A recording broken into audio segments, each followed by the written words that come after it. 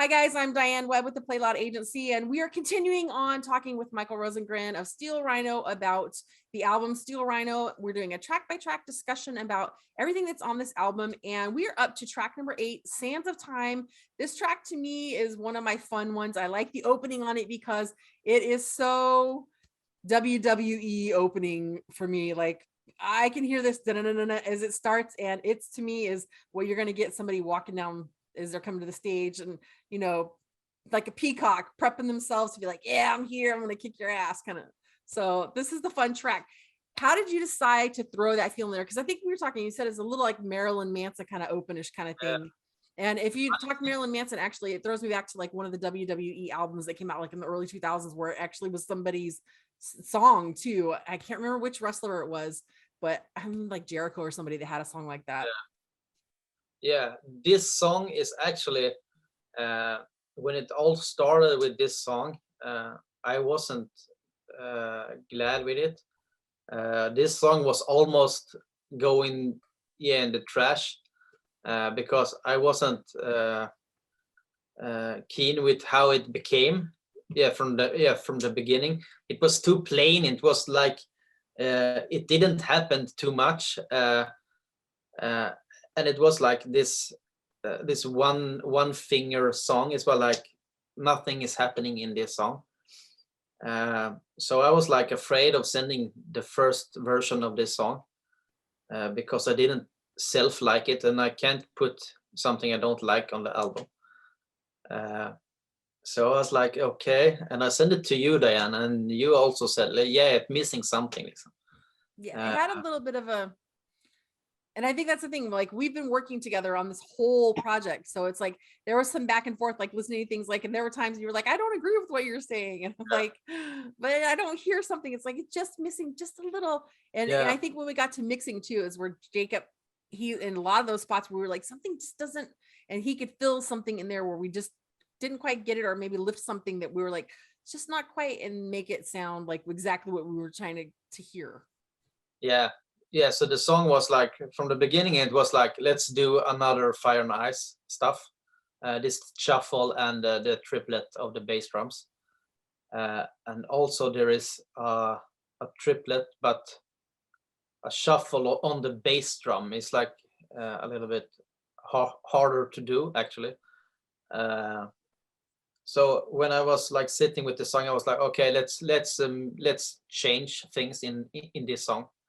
Let's make it a better song. Let's make this a little bit more Maiden, actually, a little bit more galloping thing, more shuffle. And we did put a lot of more guitars and a little more screaming things of the guitars, and from the beginning it was like this straight up hard rock. It was like more like straight, but as we were sitting with it and changing, it was like more like the da da da da da da da da da, and more like this shuffling thing on it, and it became an awesome track because it doesn't sound like anything other. I actually love the vocals and the chorus on this song. It's almost this is the battle song of the Steel Rhino, because Sense of Time is actually the song that was supposed to be trash, but it became an awesome track with small tweaks here and there, and I actually love everything on this song now. And Jacob Herman, that mixed the album, he put in this screaming guitar in the beginning. He took something from the song and did that, and that does the whole song. It's really awesome. And then one of my favorite part of this song is actually before the solo begins. There is a little bit guitar part, and that's just magical. It's so heavy that I can't like even express how heavy and awesome it is. It just gives me the goosebumps every time I hear it. So yeah, it's an awesome song, and it became a little bit like, I don't know, it's a twist between Marilyn Manson, Rob Zombie, and Fire and Ice. Almost a little bit, yeah, Five Finger Death Punch stuff in it, maybe. Didn't have to go to Five Finger Death Punch. The bro rock. Yeah. And it's funny because as I'm sitting here and we're talking about it, like when you talk Marilyn Manson, I'm thinking like, was it the song? It's Beautiful People, because I think that's what they use. It was like Beautiful People. Is it? It's that kind of feel to it, that just a little bit of that feel, and it just adds that extra little touch to the track. Yeah, but it's a really cool song because it became much better than I thought. It has this because I go back to this shuffle part every time because I like it, and I think like I said in in some other videos, the shuffle is totally underestimated.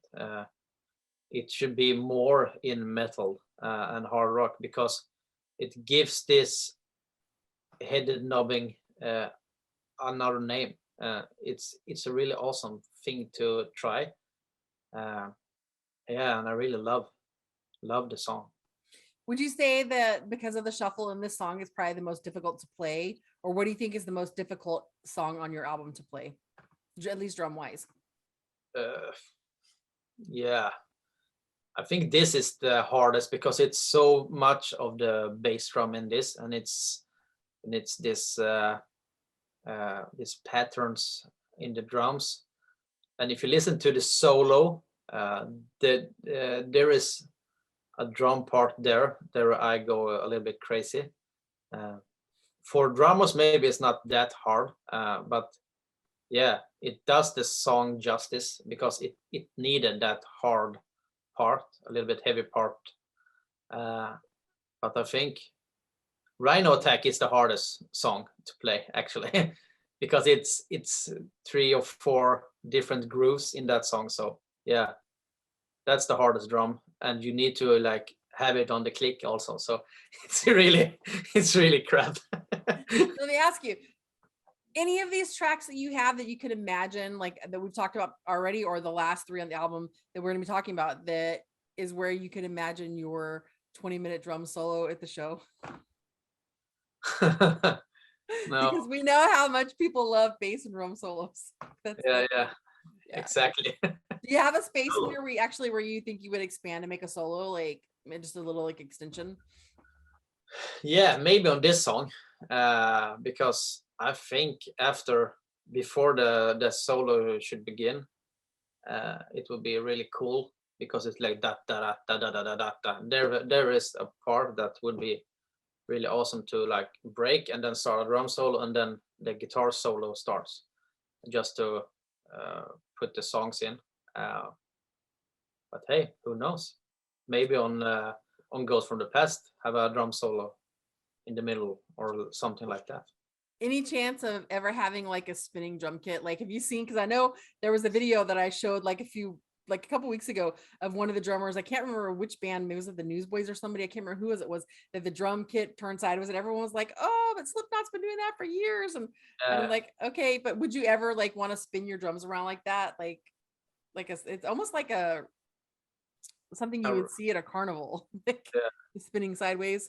Yeah, actually, I don't like those carnivals, so I don't know if I could do maybe the roller coaster like Tommy Lee then, but not the spinning thing because I'm gonna like